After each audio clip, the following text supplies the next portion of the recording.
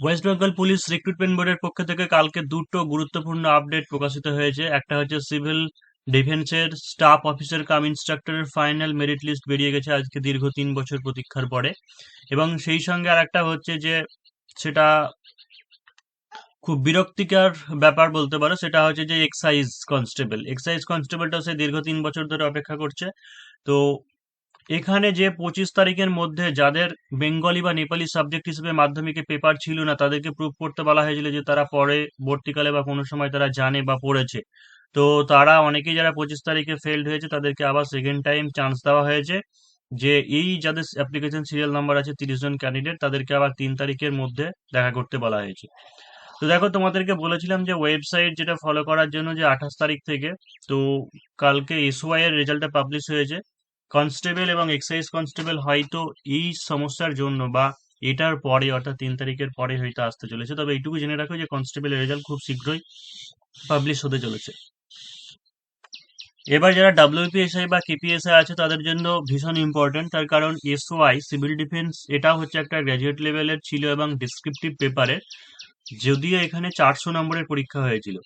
SI তোমাদের 230 নম্বরের হবে, কিন্তু এখানে 400 নম্বরের পরীক্ষা হয়েছিল। পেপার সব একই ছিল, বেঙ্গলি, ইংলিশ, তারপরে ছিল জিকে, আর ছিল ম্যাথ রিজনিং। তো এই প্রথম তিনটে 100 100 করেছিল 300, আর ম্যাথমেটিক্স রিজনিং এ ছিল 50, মানে হচ্ছে 350 নম্বর হচ্ছে রিটেন, আর প্লাস 50 মার্কসে ছিল তোমার পার্সোনালিটি টেস্ট।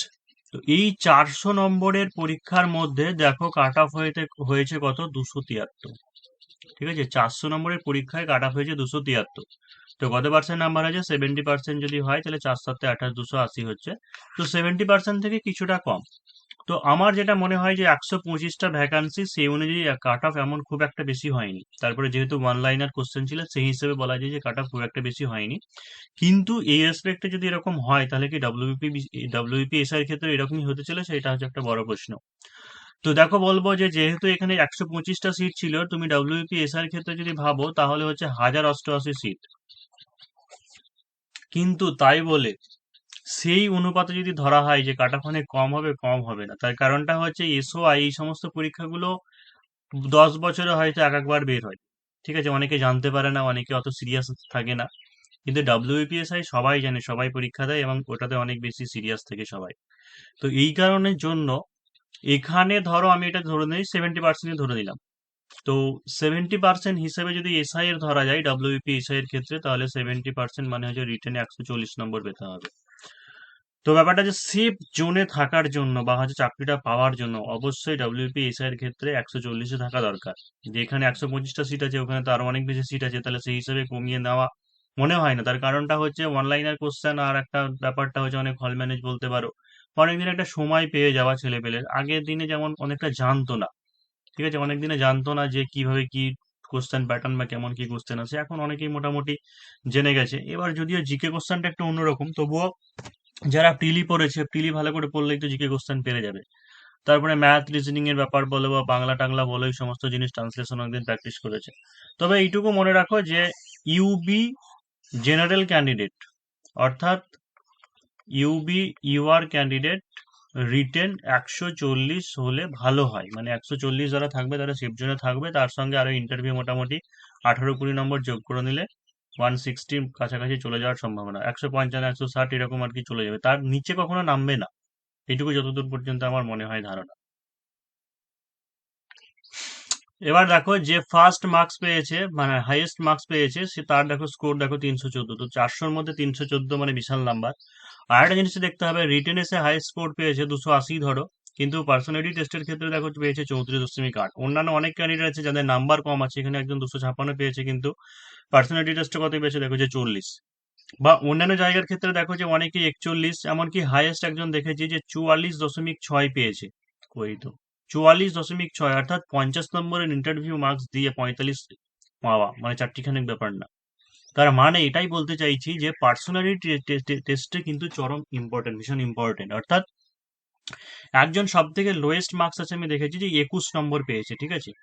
তাহলে একজন 21 নম্বর পেলে 50 নম্বরের ইন্টারভিউ দিয়ে, আর একজন 45 নম্বর পেলে, তার ডিফারেন্স কত, ডবল, অর্থাৎ 25 নম্বরের ডিফারেন্স।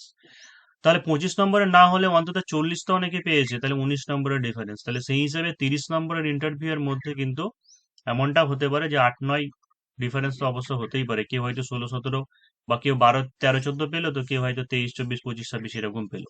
তাই কিন্তু ইন্টারভিউ বা পার্সোনালিটি টেস্ট কিন্তু ভীষণ ইম্পর্টেন্ট, এটা মাথায় রাখতে হবে এবং সেটা ভালো করে এখন থেকে কিন্তু প্রিপারেশন মোটামুটি জানিয়েছো, তাদের নামগুলো শুধু নিলাম, বাকি অনেকের নাম দেখতে পাচ্ছি পিডিএফ এ।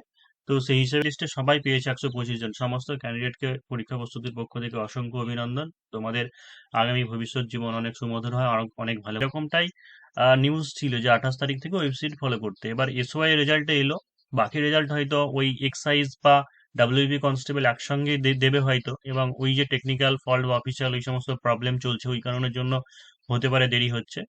ঠিক আছে, তবে এইটুকু জেনে রাখো যে খুব শীঘ্রই ফার্স্ট উইকের মধ্যে হয়তো চলে আসবে, এইটুকুই বলবো, আর এর বাইরে কিছু বলবো না।